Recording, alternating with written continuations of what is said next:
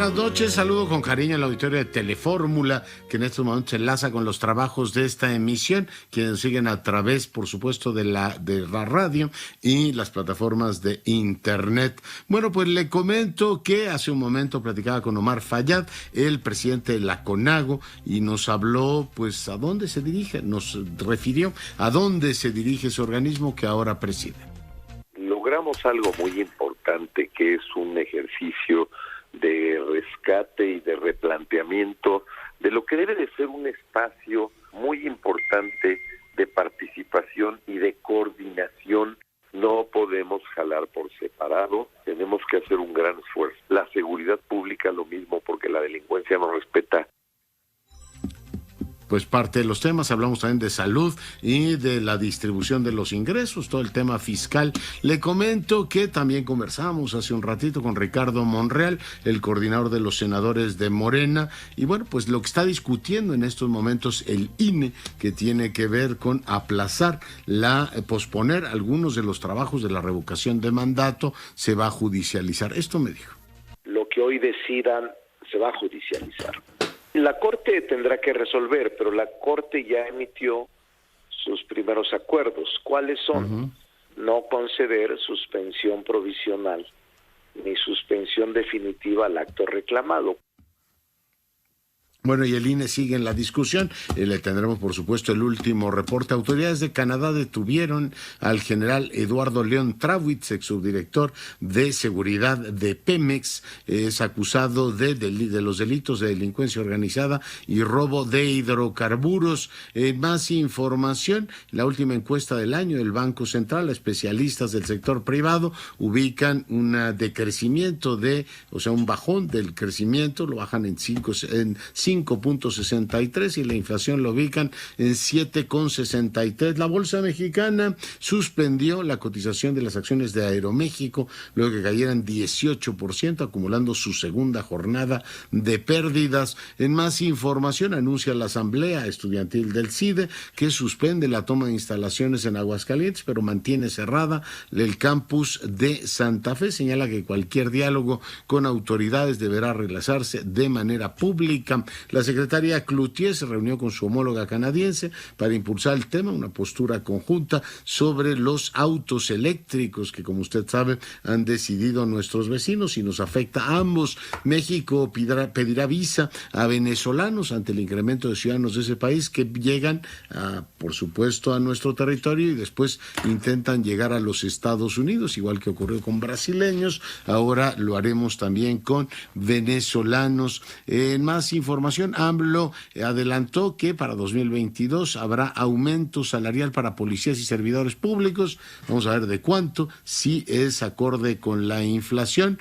Cualquier caso, hoy lo anunció la Oficina de Naciones Unidas para Derechos Humanos, le pidió al gobierno de la República investigar el accidente del camión en el que murieron 56 migrantes centroamericanos y para sorpresa de todos no ha ocurrido nada así, digamos, llamativo, nada contundente y bueno, pues seguimos pendientes con ese tema. La Ciudad de México continuará en semáforo epidemiológico color verde, de hecho ya están organizando una verbena por todo lo alto, no parece que aquí Omicron esté generando preocupaciones, pero tome sus previsiones viales, ya que el próximo domingo se va a efectuar el medio maratón de la Ciudad de México a partir de las 6 de la mañana. Y pendientes de Chile, donde el domingo tienen elecciones. Pausa.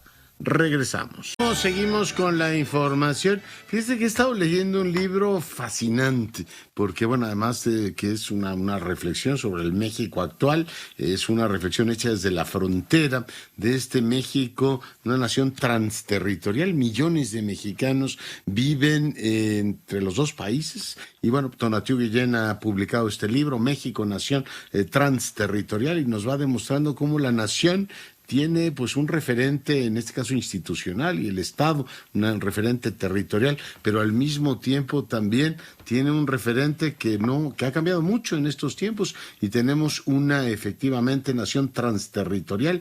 Millones de compatriotas viven en los Estados Unidos, millones tienen los dos pasaportes y es una realidad que nos ha costado mucho ubicar desde México y desde Washington. Para empezar por la población mexicana, ¿cuánto es? Pues el el INEGI reporta que somos 126 millones, pero dice Tonatiuh, si consideramos a los que viven en los Estados Unidos, estaríamos hablando de una nación de 164 millones. Y bueno, pues vamos a platicar con él más adelante sobre esto de la transterritorialidad y todo lo que significa. Desafiante, estimulante y muy interesante. Rocío Galván, te saludo. Pues, Leonardo, yo también te saludo con mucho gusto y escuchándote, pues bueno, ya ves que hasta ahora traen esta situación de que quieren dividir a Tijuana en dos, la Nueva Tijuana y la Tijuana, pero mientras que ocurre eso, o mientras que, porque ya hay hasta frentes para estar en contra de crear una nueva Tijuana, pues la violencia sigue muy fuerte en esta frontera. Leonardo, quiero decirte que en las últimas horas pues siguen las ejecuciones en lugares, ¿cómo se llama? Pues donde entran los asesinos, cometen su homicidio y pues no los detienen. Esto ocurrió en una barbería. Llegaron a asesinar al dueño frente a sus clientes, lo mataron, le dispararon hasta en 8 ocasiones, se fueron, no los detuvieron. Y después también dentro de esta serie de ejecuciones, que en total son 11, también se dio el asesinato de un hombre con el que estaba con su pareja en el interior de un bar. Entró un tipo vestido de negro, les disparó a quemarropa y el hombre murió cuando iba a ser atendido en un hospital cercano al lugar. Dentro de todo esto también se dio el asesinato de una mujer de 91 años por su propio hijo. En fin, van 11 ejecuciones, asesinatos, y esto pues eleva a 77 el número de homicidios en lo que va de diciembre y a casi 1,900 en lo que va de este 2021. Muy violenta la ciudad, Leonardo, y pues con ese tipo de acciones por parte de la delincuencia y sin nadie que los detenga hasta el momento. No sé del asunto. Rocío, te agradezco mucho el enlace, cuídate mucho, un gran abrazo. Igual, hasta luego. Adiós. Y hoy leía con enorme interés, como lo hago siempre, el artículo de Ope, de Alejandro Ope, sobre el tema del despliegue de la Guardia Nacional. Dice que, bueno, pues el anuncio de que la Guardia Nacional también se despliegue en la Ciudad de México. ¿Se acuerda que lo platicábamos? Me alegra coincidir en este caso, como en muchos otros temas, con Alejandro Ope. Yo decía, bueno, pues si la Ciudad de México está muy bien equipada de policías, ¿por qué tienen que crear en Azcapotzalco, en Coyoacán, y no me acuerdo en qué otro municipio, en qué otra alcaldía también lo han planteado? Y bueno, pues aumentar en este caso de crecer o mantener el patrullaje preventivo rutinario no tiene ningún efecto en el delito. La percepción de inseguridad, la percepción de actitud de los ciudadanos para con la policía, el miedo a ser víctima y los accidentes de tráfico, ¿no? Es parte de un artículo de Bernardo León que recordaba el experimento de Kansas City. Dicho de otra manera, dice Ope, se van a utilizar recursos federales escasos, que es la Guardia Nacional, que tiene en torno a 100,000 elementos en una región del país que no los necesita, que para, en este caso, realizar sus tareas es de utilidad cuestionable. Aquí pues tendríamos efectivamente, no recuerdo el dato preciso de la cantidad de policías que tiene la Ciudad de México, pero bueno, Omar García Harfuch tiene, y la jefa de gobierno bajo su mando, suficientes policías como para requerir en este caso, además, el apoyo de la Guardia Nacional. Supongo que a la gente le da tranquilidad, que digan, no es la Policía Capitalina, es la Guardia Nacional. De acuerdo, la Guardia Nacional tiene más credibilidad, pero pues estamos ahí ante la necesidad de atender tantos y tantos casos. Eliot Rizzo, ¿qué ocurrió en Guanajuato? Cuéntanos.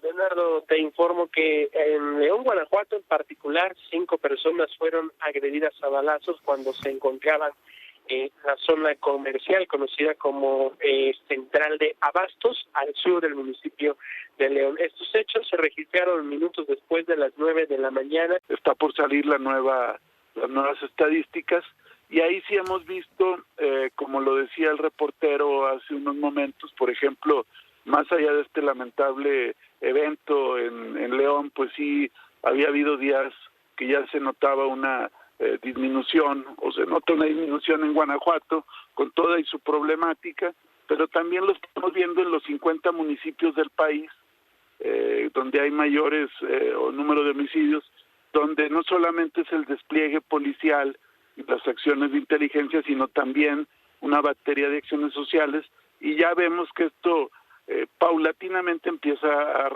a mejorar.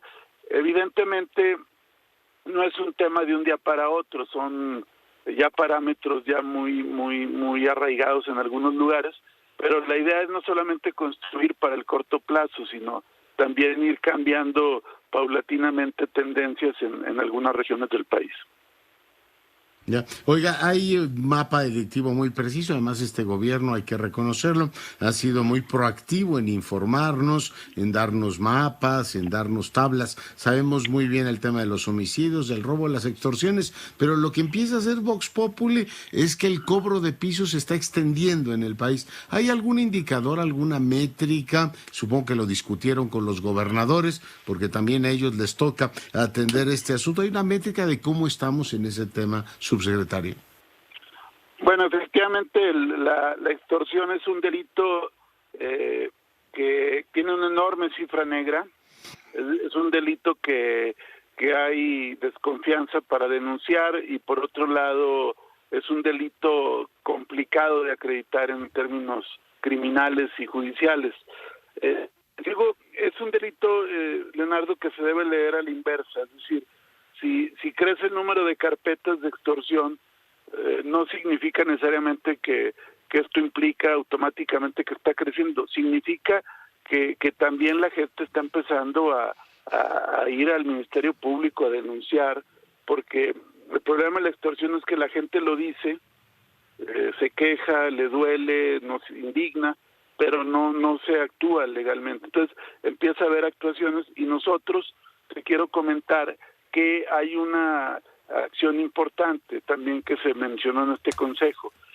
Nosotros tenemos ya ubicados, a partir del 089, denuncia anónima, que aprovechamos para comentarle a tu auditorio por este conducto.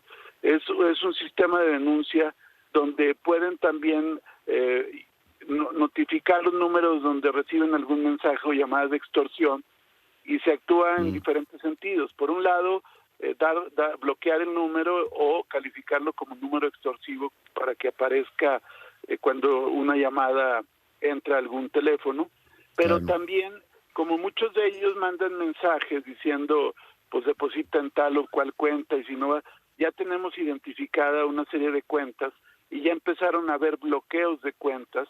Pero lo más importante, que el día de ayer se anunció una inversión de 2.700 millones de pesos para el fortalecimiento de las policías municipales, y parte de estos recursos serán los recursos recuperados vía estos mecanismos donde el delito de extorsión se ha presentado. Es decir, buscamos evidentemente todo el tema de extorsión, combatirlo con estas plataformas, con estos mecanismos de comunicación, con la judicialización, pero también aprovechar estos recursos ilícitos también para fortalecer áreas de seguridad pública.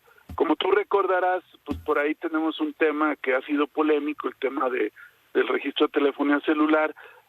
Sabemos que ahorita pues la Corte ahí lo paró por un tema, valga la expresión, presupuestal, como en algunos otros temas, pero finalmente algo tendremos que hacer. Estamos explorando alternativas, porque finalmente es la principal herramienta que se utiliza para la extorsión, y al mismo tiempo estamos reforzando los mecanismos de prevención, haciendo una campaña fuerte para que pues la gente no caiga muchas veces en esto, que más que extorsión muchas veces son fraudes, es decir, juegan con la psicosis, con el engaño, y evidentemente realmente se trata más de una amenaza inducida o un temor inducido que una real amenaza física, ¿no? No, claro, pero hay los dos, hay esa y luego ahí está el cobro de piso. Preguntarle, entonces, estos 2.700 millones van a equipamiento de policías municipales, fundamentalmente, entonces, subsecretario, para enfrentar extorsión. Para enfrentar toda la batería de delitos. Evidentemente las policías municipales son muy importantes porque son las que tienen mayor proximidad social, y también muchas conductas no necesariamente de origen delictivo, que le toca a las policías municipales atender, riñas, alteraciones de orden público y demás, pues eventualmente, si no se atienden, pues pueden derivar el día de mañana también en conductas de carácter propiamente delictivo. Pero el objetivo de fortalecer las policías municipales es que no solamente es importante la Guardia Nacional con sus 100,000 elementos, sino también que en los diferentes municipios tengamos policías locales y en concreto municipales con mayor capacidad de respuesta. Esto nos va a permitir blindar en mayor medida y evidentemente, como tú lo señalas, pues poder atender este tema del cobro de piso. Tenemos por un lado la extorsión telefónica, el fraude, pero también en algunos lugares el cobro directo, en algunos mercados, en algunos lugares, y evidentemente pues se trata de poder atender este ilícito y poder actuar con mayor eficacia. Subsecretario, le agradezco mucho la entrevista y le deseo feliz Navidad. Igualmente, muchas felicidades, Leonardo, para ti, el auditorio, y seguimos en comunicación. Buenas noches. Seguimos en comunicación, naturalmente. Y bueno, pues el exconsejero Arturo Sánchez dice, hoy el INE decidió posponer algunas actividades de revocación de mandato hasta que haya certeza de los recursos para su realización. Se protegió la calidad de los procesos electorales y el respeto a la ley. Se desecharon salidas fáciles pero ilegales. Eso opina Arturo Sánchez. Vamos a recoger la opinión de otro exconsejero, Javier Santiago. Doctor, ¿cómo estás? Mucho gusto, Leonardo, muy bien, con mucho gusto de saludarte a ti, tu auditorio, y anticipo, te deseo felices fiestas a ti, a tu auditorio, y un buen año. Lo mismo te deseamos, Javier. Oye, ¿tú qué opinas de esta decisión del INE de posponer algunas actividades de la revocación del mandato? Mire, yo creo que hay que ubicar la decisión de hoy en el centro de un conflicto. Hay un conflicto en que no el INE, creo que ha sido impulsado por algunos consejeros del INE y la Presidencia de la República y el partido en el poder. Hay, digamos, dos bandos en esto. Y creo que lo primero que habría que decir es de que la decisión del partido en el poder de no autorizar los recursos, que se podían haber autorizado además condicionadamente a que se reunieran las firmas, en el presupuesto se podía haber establecido un transitorio, señalando esta situación en que solo se proveería de los recursos necesarios al INE en caso de que se reunieran las firmas para la revocación del mandato, porque hasta este momento no tenemos certeza plena de que las firmas se van a reunir. Hay un buen número, y parece que va increciendo, de inconsistencias en las firmas que se han conseguido, entonces no hay certeza en este momento. Entonces, esa actitud del partido en el poder es una actitud irresponsable, creo que no hay otra manera de llamarla, ¿no? Porque en lugar de estar echándole leña al fuego, pues con un transitorio en el presupuesto, creo que se hubiera podido enfrentar la situación y que las cosas estuvieran más tranquilas. Segundo, pues ya votaron los consejeros en este momento, hay una votación 6-5. Yo respecto a esta decisión te diría que, en primer lugar, me parece que no es el momento oportuno.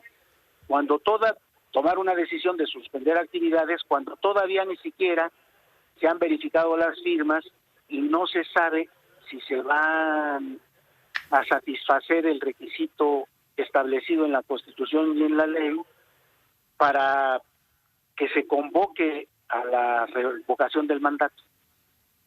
Y lo lamentable, me parece, es que la decisión de hoy lo que hace es abonar el conflicto de manera particular con el presidente de la República, que además no necesita que argumentos extraordinarios para echarle leña a la hoguera, ¿no? No, claro. O sea, no necesita argumentos extraordinarios. Yo como lo veo es de que el momento procesal no es el oportuno desde el punto de vista político ni jurídico, porque además está otro caso, otro aspecto que hay que tomar en cuenta. La resolución del ministro que recibió la acción de inconstitucionalidad del INE, pues creo que fue muy claro al decir que en este momento no puede juzgar actos futuros, además de realización incierta, ¿no? Primero hay que ver si se reúnen las firmas, y entonces si se reúnen las firmas, entonces sí el presupuesto va a ser indispensable. Seguimos con la información. Le participo del deceso, lo lamento mucho, de Víctor Acuña García, un promotor del arte nacional, fundador de la Galería Arbil. Descanse en paz, Víctor Acuña García. Óscar Zúñiga, te saludo.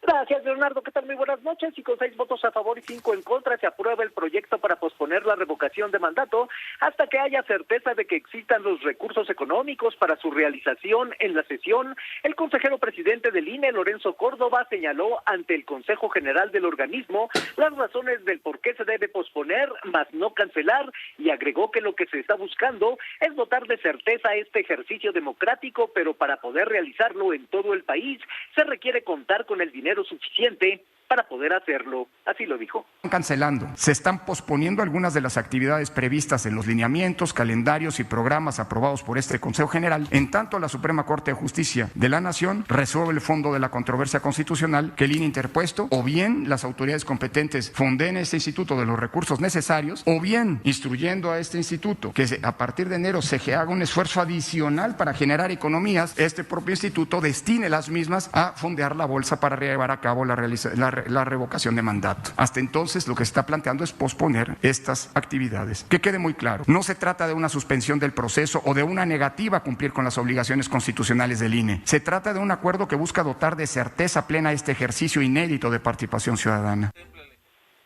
En una larga sesión donde se dieron alegatos para posponer el ejercicio democrático de revocación de mandato, se dieron alternativas por parte del consejero presidente del INE, Lorenzo Córdoba, quien indicó que si la Cámara de Diputados reconsidera y diera 2,000 millones de pesos, el INE vería de dónde sacaría el resto de los recursos para llegar a los más de 3,000 millones de pesos para realizar este ejercicio, y si existe voluntad de los diputados y del propio presidente de la República para otorgar el recurso, se puede hacer, y si no, pues entonces solo se está en discursos vacíos. Así lo dijo. La Cámara de Diputados podría, porque esa es una facultad que desprende del artículo 74 constitucional de manera permanente, modificar, ajustar el presupuesto de egresos. Y yo me da la impresión que si la Cámara ajustara, reconsiderando la decisión que hoy nos tiene aquí en 2,000 millones de pesos, creo que el INE podría seguir viendo cómo podríamos acercarnos para garantizar efectivamente un ejercicio de revocación de mandato. No es sencillo, pero eso demostraría una voluntad de acercarnos. Y el presidente de la República, que como aquí se ha dicho, es uno de los principales promotores de ese ejercicio, también con una instrucción presidencial, con una publicación en el Diario Oficial, puede instruir a la Secretaría de Hacienda que nos genere las administraciones necesarias, las ampliaciones presupuestales para que ello ocurra. Si realmente se quiere la revocación de mandato, se los digo con mucha franqueza, salidas hay. El acuerdo que hoy el INE plantea aprobar es un acuerdo que deja abiertas esas probabilidades y que pone sobre la mesa si realmente hay voluntad o no de que la revocación de mandato, si lo piden los ciudadanos, sea una realidad o si es meramente discursos vacíos. Luego de voces a favor y en contra de parte de representantes partidistas y consejeros, el consejero Ciro Murayama destacó que el despliegue en un trabajo de campo y capacitación implica recursos por 1,800 millones de pesos. Eso es lo que cuesta tener 161,000 casillas instaladas en todo el país, agregando que no les pidan instalar menos casillas y tampoco les pidan hacer remedio de elecciones. Así lo dijo. La primera tarea de los consejos distritales era convocar a la contratación de capacitadores y supervisores, pero no hay recursos para pagarles, es decir, no hay fondos para visitar a la ciudadanía e invitarla a hacerse cargo de la votación en la revocación de mandato en términos constitucionales y legales. Nos dirán, pues instalen menos casillas, incúmplase la ley, no acercan las mesas de votación a donde vive la ciudadanía, abaraten el ejercicio y no pasa nada, pero sí pasa. Hacer procesos electorales por fuera de los estándares legales y constitucionales no es una salida válida, no desde los principios de certeza, legalidad, imparcialidad. No nos pidan que hagamos remedios de elecciones. Aquí cumplimos la Constitución, no caprichos del gobierno en turno. Cabe señalar que el posponer la revocación de mandato no quiere decir que se deje de recibir las firmas que se están recabando, ya que el plazo para recibirlas vence el próximo 25 de diciembre, Leonardo. Oye, nada más dinos, ¿quiénes votaron a favor? Córdoba, Murayama, naturalmente. ¿Quiénes fueron los otros 4? Las otras personas que votaron a favor, pues está como bien dices, Lorenzo Córdoba, Ciro Murayama, Claudia Zavala, Diana Rabel y Jaime Rivera. Zavala, estos son a favor, ¿no? 6. Exacto. Y Rivera, Zavala, Rabel y Rivera. Me falta uno, ¿no? Y en contra, bueno, pues el resto. Me está faltando uno. Bueno, pero ahí está la argumentación. Recordar que después de la consulta, José Roberto Ruiz también votó a favor. Ahí están los 6 que votaron a favor. Óscar Zúñiga, muchas gracias. Muchísimas gracias, Leonardo. Muy buenas noches. Gracias. Y le comentaba que he estado leyendo un libro fantástico, el de Tonatiuh Guillén, México, Nación Transterritorial, Desafío del Siglo XXI. Es un libro estimulante porque es un libro contraintuitivo. Arranca con una pregunta que se la voy a hacer al doctor para que desarrolle efectivamente el argumento central de su libro. Primero lo saludo. Tonatiuh, ¿cómo estás? ¿Qué tal, Leonardo? Muy contento de estar contigo, gracias. Enhorabuena por el libro. ¿De qué tamaño es la población mexicana en 2021? A 200 años de la consumación de la independencia. Tonatiuh. Gracias, Leonardo. Mira, justamente en este bicentenario se reformó la Constitución en el artículo 30, en el ámbito de la nacionalidad.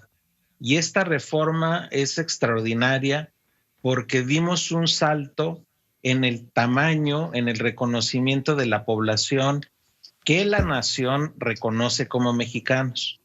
Y al dar este salto, dicho muy rápido, pues sumamos a la población que nació en Estados Unidos, a los hijos de esta población que nació en Estados Unidos, y a partir de esta reforma, Leonardo, y este es el gran asunto también, a los hijos de los hijos.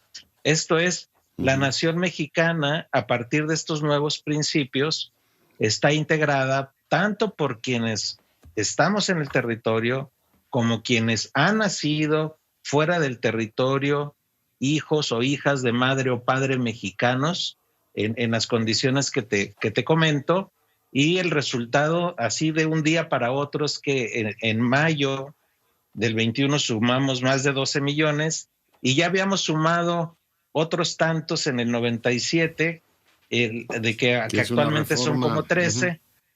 Es una reforma extraordinaria la del 21, y también la del 97 fue muy importante, pero la del 21 es un despegue enorme de la nación. Por eso el concepto de nación transterritorial, que si me permite, Leonardo, quisiera hacer un énfasis, porque no se trata simplemente de la población que migró, y no se trata de las relaciones de identidad tan fuertes y tan potentes en el ámbito cultural. Se trata de una cuestión jurídico-constitucional. Eso quiere decir, Leonardo, que los mexicanos que nacimos aquí y los que están naciendo o nacieron en otros territorios, en otro país, tenemos los mismos derechos que nos reconoce la Constitución. Entre otros, Leonardo, para poner la cosa más divertida, en relación a los derechos políticos, cómo se ejercen los derechos políticos de los nuevos mexicanos, de las nuevas mexicanas, cómo además establecemos la relación entre nosotros mismos como nación en este concepto, y cómo se resuelve la relación Estado-sociedad, Estado-nación, cuando el mapa de lo mexicano y de la nación mexicana pues ya se extendió. Por eso el concepto transterritorial, Leonardo. A grandes trazos ese es el tema del libro, y nos deja en un desafío gigantesco. Imagínate la relación México-Estados Unidos. Sí, no todo, y la relación, digamos, más allá del enunciado jurídico, que es muy potente, pues también tenemos formas de reorganizar la forma en que nos vemos a nosotros mismos. Me gusta mucho cómo vas trazando, efectivamente, yo creo que es muy útil para todos, además de la materia que se trata en el libro, ver cómo la idea de nación tiene su propia lógica y no siempre la acompañan las instituciones, ¿no? Es decir, la evolución no es la misma, tú te remontas hasta el nacimiento mismo de la nación mexicana, a 200 años. Tonatiuh. Sí, gracias, Leonardo. Justo la nación mexicana, si la vemos en su historia, ha tenido cortes muy profundos. El libro pues va haciendo el relato de cómo nos hemos definido a nosotros mismos a lo largo de 2 siglos y cómo hemos ido adaptando y ajustando nuestra estructura de nación y nuestro concepto de nación. Y tienes toda la razón, ahorita el gran desafío es que dimos un salto, desde 97 empezó este ajuste, pero la reforma del 21 da un un despliegue enorme, gigante, que todavía las instituciones del Estado no reconocen. Si la metáfora es válida, el Estado mexicano sigue pensando que su ámbito de relación con la sociedad termina en los límites fronterizos y hacia adentro. Y no es cierto, la misma nación, por la definición que se dio, obliga a una relación Estado-nación de formato transterritorial. Y ese es justo el desafío del siglo XXI, Leonardo. Es un desafío, reitero, no cultural, no porque hablemos español o porque hablemos otros idiomas. Es cómo el concepto integró a millones y millones y millones de personas en esta unidad enorme que es la nación mexicana y reitero, con derechos plenos. No es un asunto menor. Tienen derecho a tener identidad, acta de nacimiento, tienen derecho al pasaporte, tienen derecho al INE, a la credencial del INE, a los derechos políticos. Ahora, no es un asunto simple, evidentemente. Hay que discutirlo, hay que desarrollarlo, y esa es la invitación del libro. Estamos en otra etapa de la nación, y reitero, vaya manera de celebrar el bicentenario, dando un salto gigante.